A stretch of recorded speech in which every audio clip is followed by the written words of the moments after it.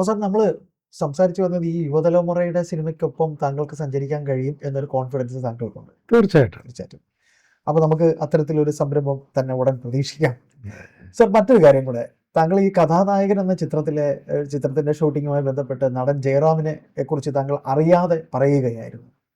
അപ്പോൾ ഇപ്പോൾ ഈ കഴിഞ്ഞ കുറേ നാളുകളിൽ ജയറാം എന്ന് പറയുന്ന നടൻ താങ്കളുടെ സിനിമകളിൽ നിന്ന് മാറി നിന്നു. താങ്കളും അദ്ദേഹം തമ്മിൽ ഒരു ബ്രേക്ക് ഇട്ടു. താങ്കളായി തന്നെ ഒരു കോൺട്രവേഴ്സിക്ക് ശ്രമിച്ചിട്ടില്ല, ജയറാമും കോൺട്രവേഴ്സിക്ക് ശ്രമിച്ചിട്ടില്ല. സോഷ്യൽ മീഡിയ സജീവമായ കാലത്ത് നിങ്ങളെ തമ്മിൽ തെറ്റിക്കാനായൊക്കെ ചില നീക്കങ്ങളൊക്കെ നടത്തിയിരുന്നു. എന്തായാലും പോട്ടെ, ഇപ്പൊ വരുന്ന പ്രോജക്റ്റുകൾ ഏതെങ്കിലും താങ്കൾക്ക് അങ്ങനെ ഒരു ചിന്തയുണ്ടോ? തിരികെ ആ ഒരു നിങ്ങളുടെ ആ ഒരു പഴയ സൗഹൃദം, അത്തരത്തിലൊരു ചിത്രം താങ്കളുടെ മനസ്സിൽ? ഇല്ല, അങ്ങനെ ആലോചിച്ച് വെച്ചിട്ടില്ല. അങ്ങനത്തെ കഥകളില്ല എന്നുള്ള അർത്ഥമല്ല. ഞങ്ങൾ തമ്മിലിപ്പോൾ സംസാരിച്ചിട്ട് തന്നെ ഏകദേശം 10 വർഷത്തിന് മേലെ, ഫോണിൽ പോലും.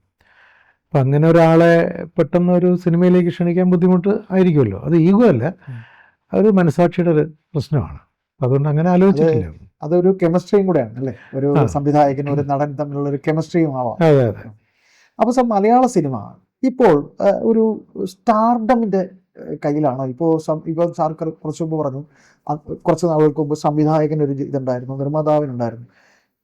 സ്റ്റാർഡമിൽ നിന്ന് മലയാള സിനിമ മാറിക്കഴിഞ്ഞു. ശരിക്കും പറയുകയാണെങ്കിൽ, അത്ഭുതകരമായിട്ട് പറയുകയാണെങ്കിൽ, ഇപ്പോൾ സ്റ്റാർഡം ഇല്ല. ഇപ്പോൾ പുതിയ ഒരുപാട് പിള്ളേർ, ഹീറോസ്, ഹീറോയിൻസ്, ഡയറക്ടേഴ്സ്, ക്യാമറാമാന്മാർ, ഒരുപാട് പേര്, എനിക്ക് തോന്നുന്നു അവരാരും ഒരു സ്റ്റാർഡം ആഗ്രഹിക്കുന്നവരുമല്ല. എന്ന് പറഞ്ഞാൽ ഒരു സൂപ്പർ സ്റ്റാറെന്നോ അങ്ങനെയുള്ള പദവികൾ ഒന്നും അങ്ങനെ അറിയപ്പെടാൻ ആഗ്രഹിക്കുന്നവരുമല്ല. അവർക്ക് അവരുടെ സിനിമകൾ നന്നായി വിജയിക്കണം, നല്ല സിനിമ ചെയ്യണം എന്നുള്ള രീതിയാണ്. അത് കാരണം ഇപ്പോൾ എനിക്ക് തോന്നുന്നു മലയാള സിനിമ ഒരു സ്റ്റാർഡം അല്ല ഭരിക്കുന്നത്, എല്ലാവരും കൂടെ തന്നെയാണ്, ഒരു കൂട്ടായ്മ. അങ്ങനെയാണ്. അതൊരു നല്ല ലക്ഷണം തന്നെയാണ്, വളരെ നല്ല ലക്ഷണമല്ലേ? അപ്പോൾ ഉത്തമമായ ഡിഫറൻ്റ് ആയിട്ടുള്ള സിനിമകൾ ധാരാളം ഉണ്ടാവും. അപ്പോൾ മറ്റൊരു കാര്യത്തിലേക്കൂടെ, നമ്മളിപ്പോൾ സംസാരിക്കുന്നത് LMRKയുടെ ഒരു നമ്മുടെ ചാനലിലാണ് താങ്കൾ സംസാരിക്കുന്നത്. നമ്മൾ രണ്ടുപേരും ഇരുന്ന് സംസാരിച്ചുകൊണ്ടിരിക്കുന്നത്. സോ നമ്മുടെ ദേശീയത ഇന്ന് ശരിക്കും നമ്മുടെ ചെറുപ്പക്കാർക്കിടയിൽ, ഇപ്പോൾ നമ്മുടെ ഇന്ത്യ മഹാരാജ്യം ഇപ്പോൾ ഓപ്പറേഷൻ സിന്ദൂറിന് ശേഷം നമ്മുടെ ദേശീയതയിൽ ഒരു വലിയ മാറ്റം ഉണ്ടായിട്ടില്ലേ? നമ്മുടെ ആ ഒരു ചെറുപ്പക്കാരായാലും നമ്മുടെ സമൂഹത്തിനായിരുന്നാലും എന്തു തോന്നുന്നു നമ്മുടെ ദേശീയതയിലുള്ള ആ ഒരു മാറ്റം? അതായത് ഈ കേന്ദ്രത്തിലെ ഭരണമാറ്റത്തോടു കൂടിയാണ് ദേശീയതയ്ക്ക് ഇത്രയും വലിയൊരു പ്രാധാന്യം ഉണ്ടായത്. മൂന്നാമതൊരിക്കൽ കൂടി ഭരണം, BJP പ്രത്യേകിച്ച് നരേന്ദ്രമോദിജിയുടെ കീഴിലുള്ള ഭരണം ഇത്രയും വർഷം ഭരിച്ചിട്ടും ഒരു അഴിമതിയോ ഒരു പ്രശ്നമോ നേതാക്കൾ തമ്മിൽ എന്തെങ്കിലും മത്സരബുദ്ധിയോ ഒന്നും എവിടെയും കാണാനില്ല. തീർച്ചയായിട്ടും അതിൻ്റെ പൂർണ്ണ ക്രെഡിറ്റ് RSSനും കൂടിയാണ്, സംഘത്തിനാണ്. കാരണം സംഘത്തിൻ്റെ ഒരു നേതൃത്വത്തിലാണ് രാജ്യം മുന്നേറുന്നത്. ഇപ്പോൾ 21-22 സ്റ്റേറ്റുകളിലാണ് BJP ഭരിക്കുന്നത്. അവിടെ എനിക്ക് തോന്നുന്നു ഒരു 10-16 സ്ഥലത്തും സംഘത്തിൽ നിറഞ്ഞു നിന്നിരുന്നവരാണ് മുഖ്യമന്ത്രിമാർ. തീർച്ചയായിട്ടും യോഗി ആദിത്യനാഥ് മാത്രമല്ല, മറ്റു പലരും, എല്ലാവരും 22 കോടി ജനങ്ങളുള്ള ഒരു സ്റ്റേറ്റാണ് UP. അവിടെ കാവിയും പുതച്ച ഒരാൾ നടന്ന് അവിടെ ഉണ്ടായിരുന്ന സകല നെഗറ്റീവും തൂത്തെറിഞ്ഞ് ആ സ്റ്റേറ്റിനെ ഇന്ത്യയിലെ ഏറ്റവും നല്ല സ്റ്റേറ്റുകളിലൊന്നാക്കി മാറ്റുക എന്ന് പറഞ്ഞാൽ ഒരു ചില്ലറക്കാരനെ കൊണ്ട് പറ്റത്തില്ല. അപ്പോൾ അത് ആ ഒരു മനസ്സിൻ്റെ ബലം, പിന്നെ വിഷൻ, കാഴ്ചപ്പാട്, ഇതാണ് മോഡിജി നിൽക്കുന്നതും ഈ കാഴ്ചപ്പാടിലാണ്, വിഷൻ. അപ്പോൾ പുതിയ തലമുറ, എനിക്ക് തോന്നുന്നൊരു 15 വയസ്സ് കഴിഞ്ഞ് വരുന്ന, അവിടെ ഞാൻ സമുദായമോ മതമോ ഒന്നും പറയുന്നില്ല, ഒരു 15 വയസ്സിന് ശേഷം ഇപ്പോൾ നിലവിലുള്ള ആൺകുട്ടികളും പെൺകുട്ടികളും ഒക്കെ ഈ ദേശീയതയിലേക്ക് അടുക്കുന്ന ഒരവസ്ഥയാണ് ഏറ്റവും നല്ലൊരു കാര്യമാണ് ഞാൻ മനസ്സിലാക്കിയിട്ടുള്ളത്. വളരെ നിഷ്പക്ഷമായിട്ട് ചിന്തിക്കുന്ന കുട്ടികൾ. തീർച്ചയായിട്ടും ചിലപ്പോൾ അവരിൽ ഒരു 5% ചിലപ്പോൾ എവിടെയെങ്കിലുമൊക്കെ പെട്ടൊരു സിഗരറ്റ് വലിയോ അല്ലെങ്കിൽ വേറെ എന്തെങ്കിലും ഉപയോഗിക്കുന്നതോ മയക്കുമരുന്നോ അതിലൊക്കെ ചെന്ന് പെടുന്നവരുണ്ട്. ഒരു 5% കാണും ചിലപ്പോൾ. അവരെയും ഈ ബാക്കിയുള്ള 95% കുട്ടികൾ വിചാരിച്ചാൽ ഈ 5% പിള്ളേർ തിരിച്ചു കൊണ്ടുവരാൻ പറ്റും. അവിടെ പാരൻസിനും പ്രധാനപ്പെട്ട ഒരു ഉത്തരവാദിത്വമുണ്ട്, അധ്യാപകർക്കുണ്ട്, സ്കൂളുകൾക്കുണ്ട്. എപ്പോഴും സ്കൂളിനെ ചുറ്റിപ്പറ്റിയാണ് ഈ നെഗറ്റീവൊക്കെ ഇങ്ങനെ നിൽക്കുന്നത്. അവിടെയൊക്കെ നമ്മൾ ഈ കുട്ടികളെ ഒരല്പം നേർവഴിക്ക് നയിക്കാൻ നോക്കിയാൽ അവർ ഈ ദേശീയതയിലേക്ക് തന്നെ വരും. അവിടെ പാർട്ടിയല്ല അവർ പറയുന്നത്, ഒരു പാർട്ടിയുടെ പേരുമല്ല അവർ പറയുന്നത്. രാജ്യത്തെ സ്നേഹിക്കുന്നു, രാജ്യത്തിന് വേണ്ടി ജീവിക്കുന്നു എന്നുള്ളതാണ്. അവിടെയാണല്ലോ ദേശീയത വരുന്നത്. അവിടെ ഏതെങ്കിലും മതമോ സമുദായമോ ഒക്കെ എടുത്ത് മുമ്പിൽ വയ്ക്കുമ്പോഴാണ് തെറ്റിപ്പോകുന്നത്. എനിക്ക് തോന്നിയിട്ടുണ്ട് ഈ മതേതരത്വം എന്ന് പറയുന്നതിനേക്കാൾ നല്ലത് മതസൗഹാർദ്ദം എന്ന് പറയുന്നതായിരിക്കും നല്ലതെന്ന് എനിക്ക് തോന്നാറുണ്ട്. കാരണം എൻ്റെയൊക്കെ കുട്ടിക്കാലത്ത് ഞങ്ങളെല്ലാം പല മതങ്ങളുടെയും ആൾക്കാരുടെ ഇടയ്ക്ക് കിടന്ന് വളർന്നവരാണ്. പ്രത്യേകിച്ച് കലാകാരൻ്റെ മകനായതുകൊണ്ട് ഹാർമോണിയം വായിക്കാൻ വരുന്ന ആളൊരു ക്രിസ്ത്യനായിരിക്കും, തബലിസ്റ്റ് ചിലപ്പോൾ ഹിന്ദു മതത്തിൽ തന്നെ ഉള്ള വേറെ ഏതെങ്കിലും സമുദായക്കാരനായിരിക്കും, പാടുന്നത് ചിലപ്പോൾ ഒരു മുസ്ലിം ചെറുപ്പക്കാരനായിരിക്കും. അപ്പം അവിടെ മതമില്ല, ജാതിയില്ല, ഒന്നുമില്ല, കല മാത്രമാണ്. കലയ്ക്കിതൊന്നുമില്ല. നമ്മുടെ രാജ്യത്തിൻ്റെ, ഭാരതത്തിൻ്റെ ചരിത്രം ഒന്ന് എടുത്ത് നോക്കണം. ഇന്ത്യയിലെ ഏറ്റവും വലിയ സംഗീതജ്ഞർ ആരൊക്കെയായിരുന്നു? ഹിന്ദുസ്ഥാനി സംഗീതജ്ഞർ. തബലിസ്റ്റ് ആരായിരുന്നു? സക്കീർ ഹുസൈൻ, അദ്ദേഹത്തിൻ്റെ father Bismillah Khan shehnai, Mohammed Rafi, golden voice in Asia. ഹിന്ദിയിലെ ദിലീപ് കുമാർ, അദ്ദേഹം ഇസ്ലാമാണെന്നുള്ള കാര്യം അറിയാമല്ലോ.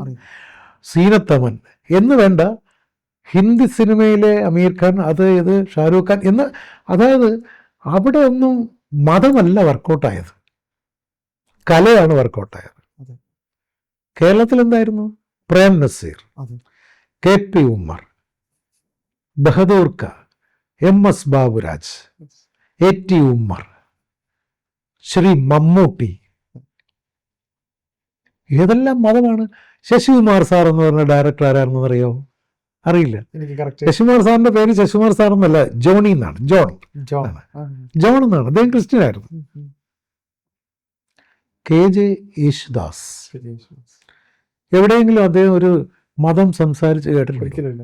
അദ്ദേഹം അയ്യപ്പനോടുള്ള ഒരു ഇത് പറയുന്നുണ്ട്, അയ്യപ്പനും കൃഷ്ണനും ഒക്കെ പറയാറുണ്ട്. അത്രേ ഉള്ളൂ.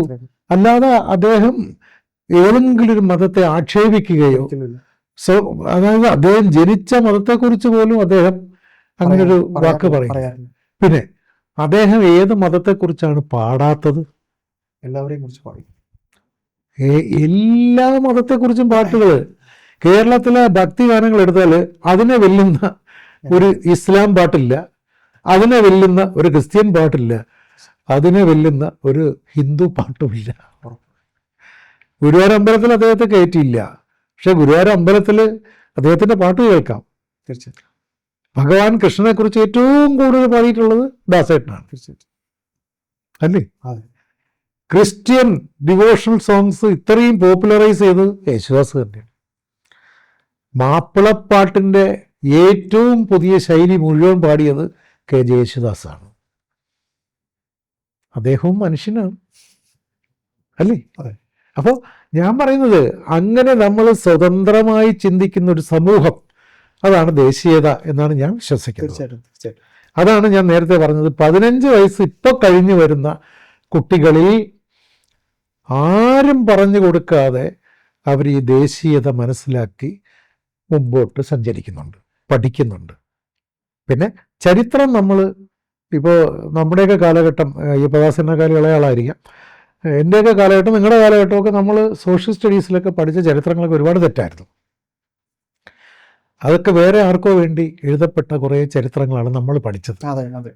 ശരിയാണ്. നമ്മളിപ്പോൾ സോഷ്യൽ സ്റ്റഡീസ് എന്നൊക്കെ പറഞ്ഞാൽ നമ്മുടെ മുമ്പിൽ കിടക്കുന്ന, നമ്മൾ ഉച്ചരിച്ചിരുന്ന പേരുകളൊക്കെ അബദ്ധ പേരുകളായിരുന്നു എന്നുള്ളത് ഈ കാലഘട്ടത്തിൽ ഇപ്പോഴാണ് അത് മനസ്സിലാക്കാൻ കഴിയുന്നത്. അതും സത്യസന്ധമായ ദേശീയതയുടെ ഭാഗമാണ്. നമ്മളത് മനസ്സിലാക്കി എന്ന് പറയുന്നത്. തീർച്ചയായിട്ടും. ഇല്ലെങ്കിൽ നമ്മൾ ഈ അബദ്ധ ധാരണയോട് കൂടി ജീവിക്കുന്നവരായി മാറും. അതൊക്കെ മാറി തുടങ്ങി. അപ്പം ആ ഒരു ദേശീയത എന്ന് പറയുന്നത് ഇതിലേക്ക് എത്തുന്നതോടുകൂടി ഭാരതം സ്വതന്ത്രമായി. അതായത് ഭാരതത്തിലെ ജനങ്ങൾ ഒരേപോലെ ചിന്തിക്കാൻ തുടങ്ങി എന്നുള്ളതിൻ്റെ ഏറ്റവും വലിയ ഉദാത്തമായ ഉദാഹരണമാണ് നമ്മൾ ദേശീയതയ്ക്ക് വേണ്ടി സംസാരിക്കാൻ തുടങ്ങുമ്പോൾ എന്നുള്ളതാണ്. അല്ല, നമ്മുടെ രാഷ്ട്രം വളരെയധികം മാറിയിട്ടുണ്ട്, വളരെയധികം ദേശീയതയിൽ. അതെ, അത് ഈ പറയുന്ന പോലെ മൂന്നാമതൊരു ടൈം കൂടെ ബഹുമാനപ്പെട്ട നരേന്ദ്രമോദി എന്ന ഒരു ഇന്ത്യൻ പ്രധാനമന്ത്രിയുടെ ഒരു വ്യക്തിപ്രഭാവം തന്നെയാണ്. അതെ, അതായത് ഒരമ്മ പെറ്റ മക്കളെപ്പോലെ എന്നുള്ളൊരു ആശയമാണ് അദ്ദേഹത്തിൻ്റെ ഉള്ളിലും അദ്ദേഹം വിശ്വസിക്കുന്ന പ്രത്യയശാസ്ത്രമായ BJPയുടെ ഉള്ളിലും RSSൻ്റെ ഉള്ളിലും. സാർ പറഞ്ഞ RSSൻ്റെ ആ ഒരു ബാക്ക് ബോൺ, RSS എന്ന് പറയുന്ന സ്വയം സേവകരുടെ ഒരു വല്ലാത്ത ഇൻഫ്ലുവൻസ് ഉണ്ട്. അത് പറയാതെ ആ ഒരു പ്രസ്ഥാനം അതെ, അത്യപൂർവമാണ്. തീർച്ചയായിട്ടും. അത് RSS ഹിന്ദുവിന് വേണ്ടിയാണ് എന്ന് ധരിക്കുന്ന കുറെ ആൾക്കാരുണ്ട്. അതാണ് തെറ്റ്. അതാണ് അബദ്ധം. അതാണ് രാഷ്ട്രീയ സ്വയം സേവ അതെ. എന്നാണ്. അവർക്ക് അധികാരമോഹമില്ല, അവർക്ക് പാർലമെന്ററി തലത്തിൽ വ്യാമോഹമില്ല, ഒന്നുമില്ല. അവർ സ്വയം സേവകരാണ്. അത് തന്നെയാണ് ഏറ്റവും വലിയ ക്രെഡിറ്റ് എന്ന് പറയുന്നത് അവരുടെ. അതാണ്. അപ്പോൾ നമ്മൾ ദേശീയതയിൽ സംസാരിച്ചു വന്നു. ഇനി നമുക്കൊരു വീണ്ടും സിനിമയിലേക്ക് തന്നെ ഒന്ന് കിടക്കാം. സർ, ഏതായാലും മലയാള സിനിമ സ്റ്റാർഡം ഇല്ല എന്ന് പറയുന്നത് അത് ഈ പറയുന്ന കാലഘട്ടത്തിന്റെ അനിവാര്യതയാകാം, അതൊരു നല്ല മാറ്റമാണെന്ന് കരുതാം. അപ്പോൾ ഇനി നമുക്ക് ഒന്നും കൂടെ ചോദിക്കാം. ഇപ്പോൾ ഈ ഇത്തരത്തിൽ ഈ ഹേമ കമ്മിറ്റി റിപ്പോർട്ട് പോലെ റിപ്പോർട്ടൊക്കെ ഈ സർക്കാർ തയ്യാറാക്കി, ശരിക്കും ഒരു എന്തിനായിരുന്നു അത് തയ്യാറാക്കിയത്? എന്തിനിത്ര കാശ് കൊടുത്തത് ചെയ്തു, എന്നിട്ടത് വെളിച്ചം കണ്ടില്ല? എന്നെ ആ റിപ്പോർട്ടൊക്കെ ഇങ്ങനെ പുറത്തേക്ക് കൊണ്ടുവന്നു, ആരുടെയൊക്കെ പേരൊക്കെ ഇങ്ങനെ പറയുന്ന സമയത്ത് എന്നെ കുറച്ച് ചാനലിൽ ഡിസ്കസ് ചെയ്യാനൊക്കെ വിളിച്ചിട്ടുണ്ട്. എനിക്ക് പക്ഷെ അത് എന്താണെന്ന് ഇപ്പോഴും മനസ്സിലായിട്ടില്ല. എന്തിനാണിങ്ങനെ? അത് എനിക്ക് തോന്നുന്നു 5-6 മാസം എവിടെയൊക്കെ ഇങ്ങനെ കത്തി നിന്നിട്ട് പിന്നെ അതങ്ങ് മാഞ്ഞു പോയി. അപ്പൊ എന്തിനായിരുന്നു അങ്ങനെ ഒരു കമ്മീഷൻ വന്നതും കുറെ ആൾക്കാരുടെ പേരിങ്ങനെ പ്രൊജക്റ്റ് ചെയ്ത് കാണിക്കുകയും അവരുടെ കുറച്ച് ദിവസത്തെ ഉറക്കം നഷ്ടപ്പെടുകയും ഇനി അവരെല്ലാം യാഥാർത്ഥ്യമായിട്ട് അതിനകത്ത് പെട്ടതാണോ പെടിയിച്ചതാണോ അതുപോലും ഇപ്പൊ ക്ലിയർ ആയിട്ടില്ല. അതൊന്നും ക്ലിയർ ആയിട്ടില്ല. ഒരു ക്ലാരിഫിക്കേഷനും അതിനുശേഷം വന്നിട്ടുമില്ല. അത് വരുന്നു, ഒരു ബില്ല് വരുന്നു, അത് മാഞ്ഞു പോകുന്നു. അപ്പൊ എനിക്ക് അതിനെക്കുറിച്ച് സത്യത്തിൽ ഒന്നും കൂടുതൽ പറയാൻ അറിയില്ല. ഏതായാലും സർ, നമ്മളൊരു ഒരു നീണ്ട ചർച്ചയുടെ ഒടുവിൽ നമുക്ക് പറയാനുള്ളത് താങ്കളുടെ പുതിയ പ്രോജക്റ്റുകൾ ഭംഗിയായി വരട്ടെ.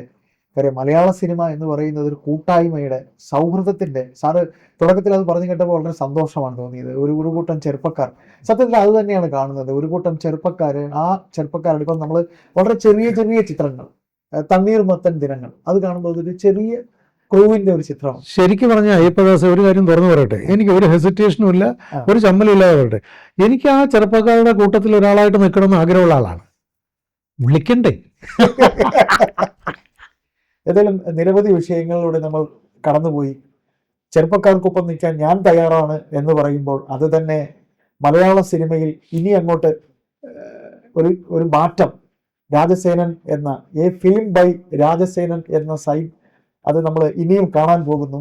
നമുക്ക് കാത്തിരിക്കാം ബഹുമാനപ്പെട്ട രാജസേനൻ എന്ന സംവിധായകന്റെ യുവതലമുറയ്ക്ക് ഇഷ്ടമായിട്ടുള്ള പുതിയ ചിത്രങ്ങളുമായി. നന്ദി, നമസ്കാരം.